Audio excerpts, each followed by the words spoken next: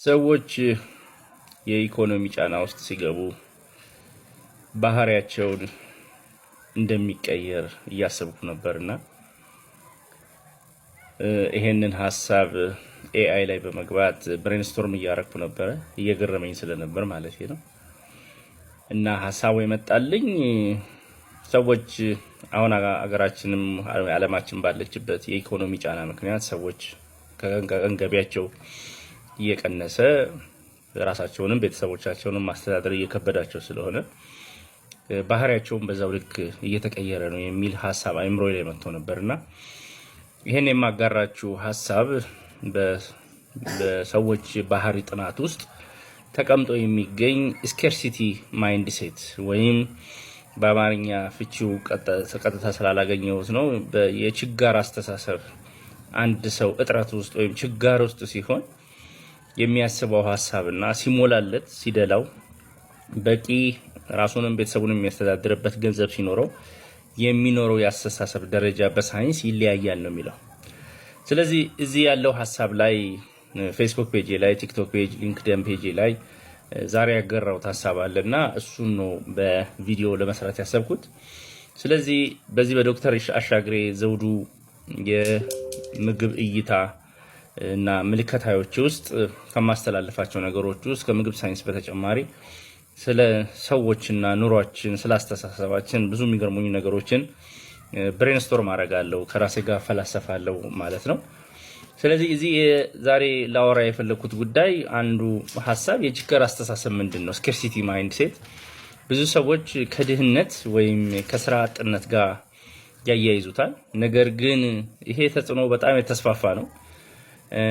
አይደለም ብዙ አቅም የሌለውና ስራ ያጣውን ወጣት ይቅርና እንደኔ ለደረሰ ፕሮፌሰር ትልቅ ደረጃ ለደረሰ የሕክምና ዶክተር፣ ኢንጂነሮች፣ በጣም የተማሩ ሐኪሞች የሚባሉና በቂ ህይወታቸውን ሊያንቀሳቀሳሉ የሚባሉት ራሱ የችግር አስተሳሰብ ወይም ስኬርሲቲ ማይንድሴት እየተለማመዱ ሲመጡ አይቻለሁ። ስለዚህ ይህ ባይ ዘ ዌይ ሰዎች ይሄ ሁኔታ አይምሮ ራሱ ይሄን ጫና ውስጥ እንገባ ያደርጋል። የሞራል ጉዳይ አይደለም፣ ግን አይምሮአችን ማስቀደም ያለበትን ማስቀደም ስላለበት በእንደዚህ አይነት የህይወት ጫናች ውስጥና የህልውና ጥያቄዎች ውስጥ በመንገባበት ጊዜ አይምሮአችን ቀጥታ ትኩረት የሚያደርገው ራስን ስለማዳንና ቤተሰብን ስለመጠበቅ ነገ ስለሚመጣው ነገር እጥረት ተከስቶ ችግር እንዳይከሰት ፍርሃት ስለሚሆን ሰዎች ባህሪያቸው ይቀየራልና የትኩረት አደረጃጀቱ ኮምፕሊትሊ የአይምሮአችን ሽፍት ያደርጋል። ስለዚህ አንደኛው ችግር ድህነት ብቻ አይደለም፣ የአይምሮ ጫና ነው። ስለዚህ አንዳንዴ መልካም የነበሩ ሰዎች፣ ጥሩ የነበሩ ሰዎች፣ ትልቅ የምንላቸው ሰዎች ወርደው ሲገኙ እናገኛቸውና እንፈርድባቸዋለን። ግን ይሄ መውረዳቸው አንዳንድ ጊዜ ከችጋር አስተሳሰብ ጋር የመጣ ራሳቸው ፈቅደው ሳይሆን አይምሮአቸው ወደዛ ጫናቸው ውስጥ አስገድዷቸው ሊሆን ይችላል። ስለዚህ ችጋር ማለት ገንዘብ ብቻ አለመኖር አይደለም። ስራ ይሰራሉ፣ ይንቀሳቀሳሉ፣ ገንዘብ ያገኛሉ፣ ግን እንደሚፈለገው ኑሯቸውን መደጎም አልቻሉም። ደሞዛቸው ከውጭ ጋር አልመጣጠም ብሏቸዋል። የቤተሰብ ግዴታ ሁሌ ይጨምራል። የትምህርት ክፍያ፣ ታክስ፣ ዩቲሊቲ፣ ኤሌክትሪክ፣ መብራት፣ ውሃ መከፈል ያለበት በየጊዜው ዕዳ፣ የገንዘብ ጫና እና ወደፊት ደግሞ ሰርቼ ያገኘዋለሁ እና ያንን እንዴት እቋቋመዋለሁ የሚለው የወደፊት አለማረጋጋት ሰዎችን ጫናዎች ውስጥ ይከታቸዋል። በዚህ ምክንያት ሰዎች የአይምሮ ለውጥ እንዲያደርጉ ያስገድዳቸዋል። በዚህ ምክንያት በጣም በሚያሳስን ከጥልቅ አስተሳሰብ ወደ ፈጣን ፍላጎት ማለትም በችግር ጫና ውስጥ ሰው አይምሮ ኃይሉ እንዲቀንስ ያደርገዋል። እኔ የመሰለ ሰው ፕሮፌሰር ደረጃ ሊደርስ የደረሰ ሐኪም ዶክተር ከኑሮውና ከመተዳደር የሚችለው ደረጃ ላይ ሲደርስ ትልቅ ሰውም ቢሆን በትምህርትም ትልቅ ቦታ ቢደርስ አስተሳሰቡ ግን አይምሮ ጫና ያደርግበትና ወደ ወረረዱ ራሱን ሊያድንባቸው ወደሚችሉ ነገሮች ውስጥ ይገባል። በሚያሳዝናቸው ሁኔታ አንድ ሰው በቂ ነገር ካላገኘ አንድ የአይምሮ አቅም ይቀንሳል፣ ጥልቅ አስተሳሰብ ይቀንሳል፣ ፈጠራ ይቀንሳል፣ የውሳኔ ጥራት ይዳከማል። ሁለተኛ ፈጣን ውሳኔ ቅድሚያ ይሰጣል። ከረጅም ጊዜ ስምን ከመጠበቅ ይልቅ ዛሬ ስለሚገኘው ነገር ትኩረት ያደርጋል።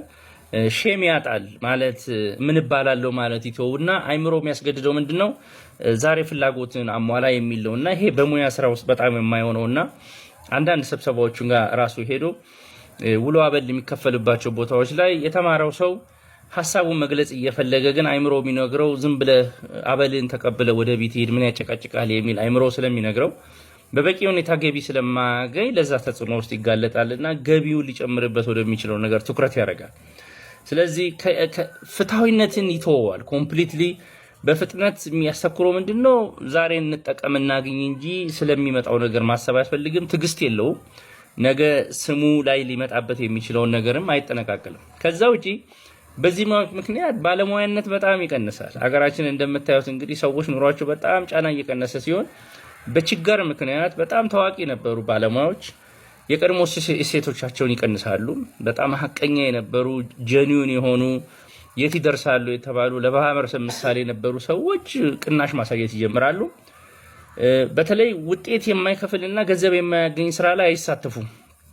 ኮምፕሊትሊ ገንዘብ ካልተገኘበት የትም መገኘት አይፈልጉም። እኔም በስራ የማቀው አንዳንድ ሰው እንደዚህ አይነት ስብሰባ ስትጋር ስንት አለው ምን ይገኝበታል ብሎ መጠየቅና ከነበረው ሙያና ትልቅነት ባህሪ ወርዶ ስለሚያገኘው ጥቅም ያወራል። አንዳንድ ስብሰባዎች ላይ ሄደን ስለ አጀንዳው ሳናይ ውሎ አበል ፈርመን ፊርማ ምን ጀምርበት ወቅት አለና ብዙ ትኩረታችን ሐሳብ ላይ ሳይሆን ገቢያችን ላይና ቤተሰቦቻችንን ማስተዳደር ነው። ብዙ ጊዜ ይሄ አንዳንድ ሰው ሞቲቬሽን ማጣት ወይም ተናነሳሽነት ቀንሷል፣ የመንግስት ሰራተኛ ደከመ፣ አስተማሪው እንደ ድሮ አይደለም ይላል።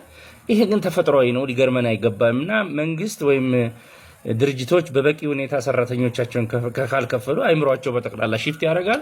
አገራችንን ሙስና አልቀንስበት ካለ አንዱ ምክንያት እንግዲህ ሰዎች የችግር አስተሳሰብ ውስጥ በሚገቡበት ጊዜ ነገ ጋራንቲ በማይኖርቸው አንዳንድ ባለስልጣናት ትልቅ ናቸው የተባሉ ሰዎች ሙስና ውስጥ ይገኛሉ። ይሄ ምክንያቱ ምንድነው? ጠቅላይ ሚኒስቴሩ ከስልጣን ቢያነሳኝ ነገ ምን ሆናለው? በአባባልም አለ ባበሻ ሲሾም ያልበላ ሲሻር ይቆጨዋል የሚል አስተሳሰብ አለንና ብዙ ማህበረሰባችን ምን ይገፋፈናል? ፈጥናችሁ አይምሯችሁን ቀይሩና ወደ ጥቅሙ አግኙ፣ ነገ የሚመጣው አይደለምና ይሄ የችግር አስተሳሰብ ይባላል። ስተትን እንደ ሞራል መውደቅ መቁጠር ህብረተሰቡ ያቆማል፣ ሰዎችም ያቆማሉ። ስለዚህ ባህሪያቸው ይቀየራሉ፣ ለሚያረጉት ነገር ምንም ተጠያቂነት ያኖራቸውምና አንዳንዴ በጣም ትልቅ ነው ብላችሁ የምታስቧቸው ሰዎች ወርዶ የሚገኙት በዚህ ምክንያት ነው ማለት ነው። ስለዚህ እነዚህ ተጽዕኖዎች ላይ ደግሞ መውደቅ የሚያስቸግረኝ በጣም የሚያሳዝነኝ ማለት ነው ሰዎች ለተጽዕኖ ይጋለጣሉ። ገንዘብ ለሚያቀርቡ ወይም ኃይል ያላቸው አካላቶች ተገዥና አጎብዳጅ እንዲሆኑ ያደርጋቸዋል። ስለዚህ አይምሯቸው ምን ብሏቸዋል? ራሳችሁን አድኑ ጠብቁ እያላቸው ስለሆነ ማንም ፈጣን እርዳታ ይዞ የሚመጣ የመንግስት አካል፣ የግል ድርጅት፣ ኤንጂኦ ፈረንጅ ከውጪ ከመጣ ለመገዛት ለመሸጥ አገርን ለመካድ ምንም ወደ ኋላ አንልም። ስለዚህ የኢኮኖሚ ድጋፍ ለሚያደርግልን ለሚሰጠን አንዳንድ አይታችኋል ትልቅ ጋዜጠኞች ናቸው ተብላችሁ የምትጠብቋቸው ሰዎች ወርደው አንድን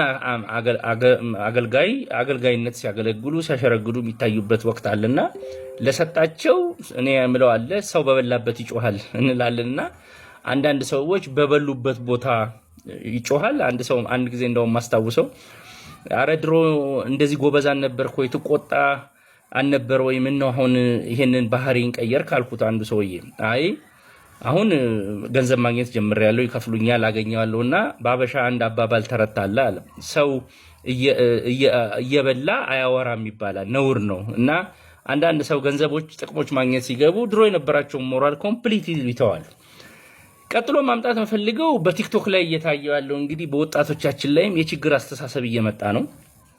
ወጣቶቻችን ስራ የላቸውም፣ አማራጭ የላቸውም። ኢኮኖሚያቸውን ለማሳደግ የስራ እድል እጥረት አለ፣ የቤተሰብ ግፊት አለ፣ ጥሩኝ አስተዳድሩኝ የሚል ስለወደፊቱም አለማረጋጋት፣ ለውጥ ቶሎ ባጭር ጊዜ ማግኘት ይፈልጋሉና በዚህ ምክንያት ወጣቶቻችን እንግዲህ እንደምታዩት ቶሎ ታዋቂነት ማግኘት ይፈልጋሉ። ፈጣን ገቢ ማግኘት ከቪው ከጊፍት ከስፖንሰርሺፕ ከማስታወቂያ ቀላላል መንገድ ገቢ ወደሚገኙበት ጉዳዮች ያተኩራሉና በሚያሳዝን ደግሞ ቲክቶክ ለዚህ በጣም ያጋለጠ ስለሆነ ፈጣን ፈጠራዎችን ወደ ገንዘብ ይቀየራሉ። ስሜታዊነትን፣ ተወዳጅነትን፣ ራቁትነትን፣ አካላትን ማሳየት፣ እብድ ነገሮችን ማረግ፣ ባህሪያዊ ያሉ ነገር እነዚህ ሰዎች ይሄንን ሲያደርጉት እንግዲህ ሞራላቸው ሊኖራቸው ይችላል ግን አይምሯቸው ምን ይነግራቸዋል መጀመሪያ ራስህን አድን ስለዚህ መታዋቸው ወጣቶች እንግዲህ በቲክቶክ ላይ አንዳንድ ጊዜ ሊደረጉ የማይችሉ ንግግሮች ሊደረጉ የማይችሉ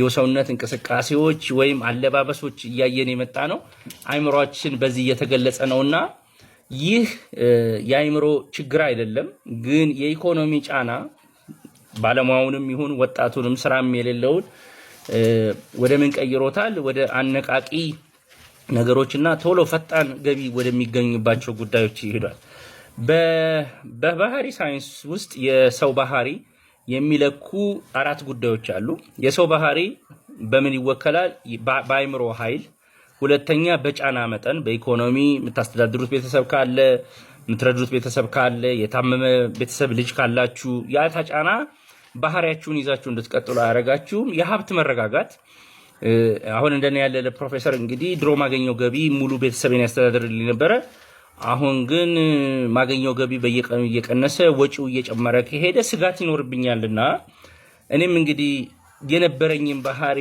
ወደፊት እየታገልኩት አለው እስካሁን አቅሜ ግን እየታገለኝ ከሄደና መሸፈን ካልቻልኩኝ ከሆነ ጊዜ በኋላ እኔንም ጭምር ባህሪ ወርዶ ለሆነ አካል ሳሸረግድ ወይም ተገቢ ያልሆኑ ነገሮች ሳረግ ልታገኙኝ ትችላላችሁ ማለት ነው እና አነቃቂ ወደ ሆኑ ስርዓቶችና እኔ አሁን ኮንቴንቴን በጣም ተጠንቅቄ ነው እንጂ ላጫጫውና ብዙ ቪው ላገኝበት ብል አስደንጋጭ የሆኑና ሰዎችን ሊያስደነግጡ የሚያሉ ዜናዎችን በመናገር ቲክቶክ ላይ በጣም ታዋቂና ፎሎወር ማግኘት ይችላል ለምሳሌ አንዳንድ ዜናዎችን ሳላስባቸው አስደንጋጭ ዜና በህፃናት ምግብ ላይ አይጥ መርዝ ተገኘ ሲባል በአንድ ጊዜ 500,000 ሰው ነው ቪው ያገኘውትና ሼር ያገኘው ይሄ ምን ይነግረኛል ህብረተሰቡ የሚፈልገውን በማነቃቃት ገቢ ለማግኘትና ኃላፊነት ባልወስድ ኖሮ አይምሮዬ እንግዲህ እስካሁን በበቂ ገቢ ኖሮኝ ራሴን እየጠበቅኩኝ ለእንደዚህ ጫና ባለመጋለጤ ነው እንጂ ብዙ ነገር ባይኖርኝ ቤት